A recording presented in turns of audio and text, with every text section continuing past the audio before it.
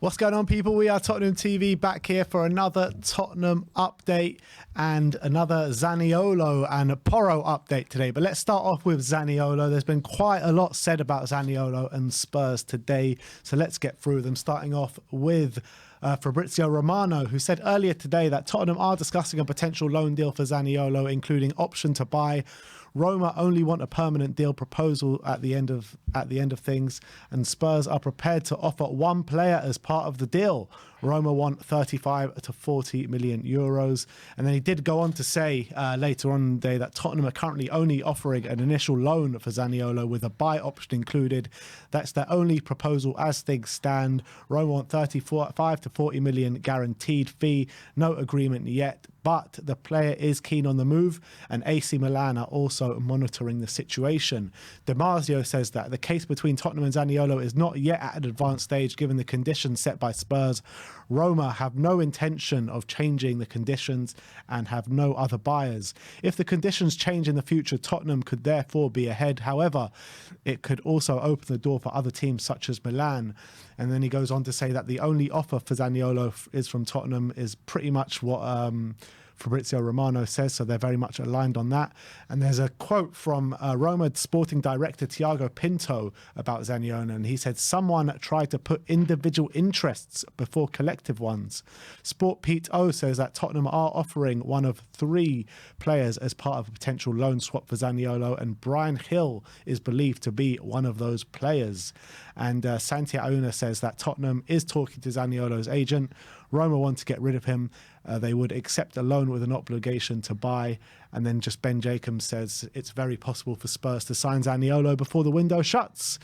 So what do you make out of all of that? It just sounds like playing the waiting game, basically. Just waiting. We're not playing we're playing the Levy game. That's what we're playing. Yeah, exactly. Which is wait. And then either they bow to your wishes or they don't. And if they don't, we're not going to get him. And our wishes are a loan with an option to buy under certain circumstances. I don't see why Roma would accept that unless they're really desperate to get rid of him. Without a maybe if it's an option that turns into an obligation if it meets certain criteria, but clearly we're interested. I wonder how if the whole Paratici stuff and potentially Conte, with his future, how that would affect this kind of deal, which is clearly one that must be driven by probably Paratici, I would say.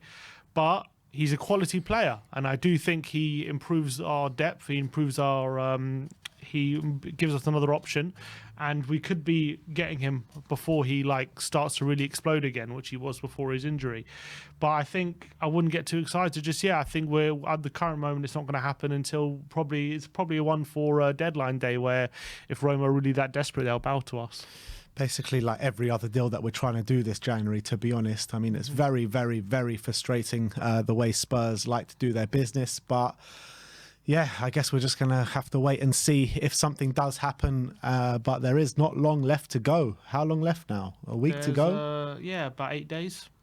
9 days to go of the window. And it's getting close to that deadline. But Zaniolo, the thing regarding Zaniolo is either we stump up the money or we don't. They're very clear what they want. It doesn't look like they're going to budge. So it's going to take Daniel Levy and his negotiation skills to budge if we are going to want him through the door.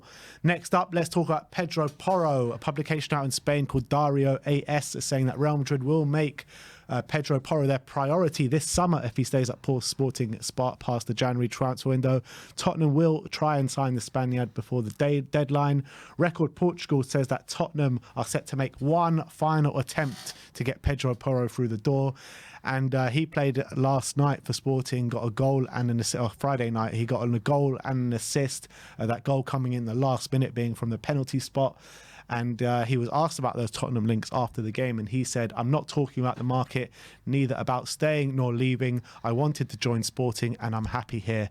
And in his celebration for the goal, he did run over to the fans pointing to that badge. So do you make anything out of that? Probably not. I think it's just a fan, just a player in the 90th minute scoring a winner. He's very passionate, it's very emotional.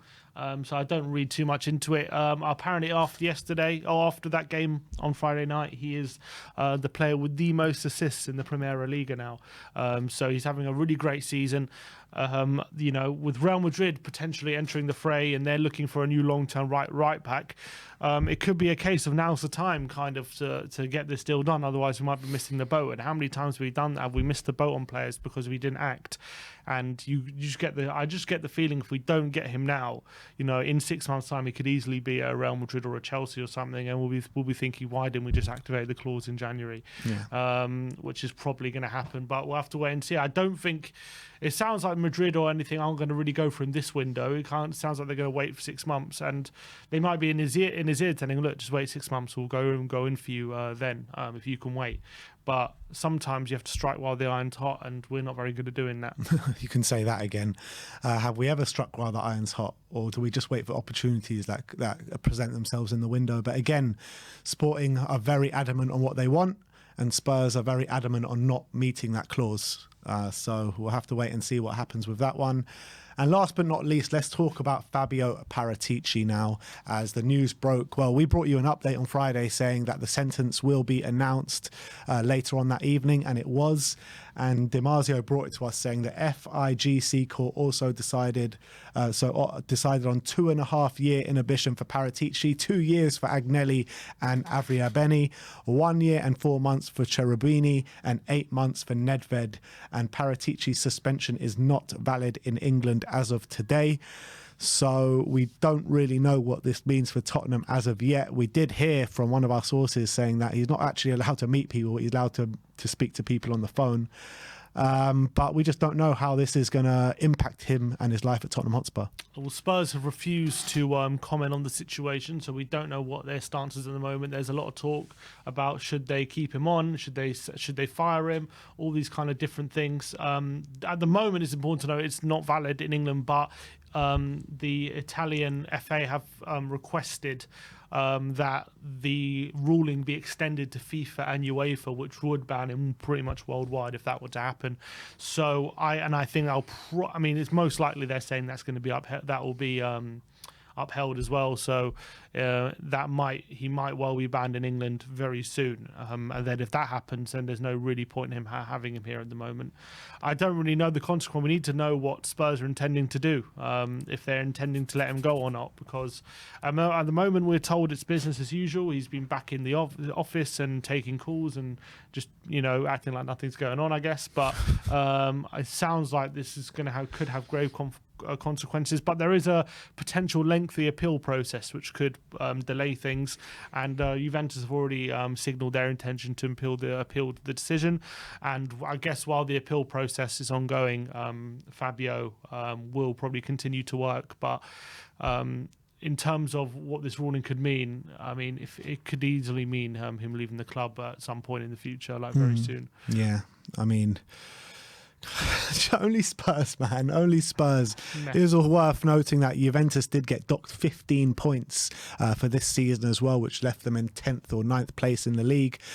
But it's just not a great situation. I mean, when you thought something couldn't get worse, it just gets worse every day with the news coming out of the press. But again, it's something that we're going to have to wait and see for in terms of the process of appeal, and also to see what Tottenham are going to do with the situation. So that is the situation in Paratici, Porro and Zaniolo. That is your Tottenham update. Thank you everyone for joining us today. Like, subscribe and comment. And as always, come on you Spurs.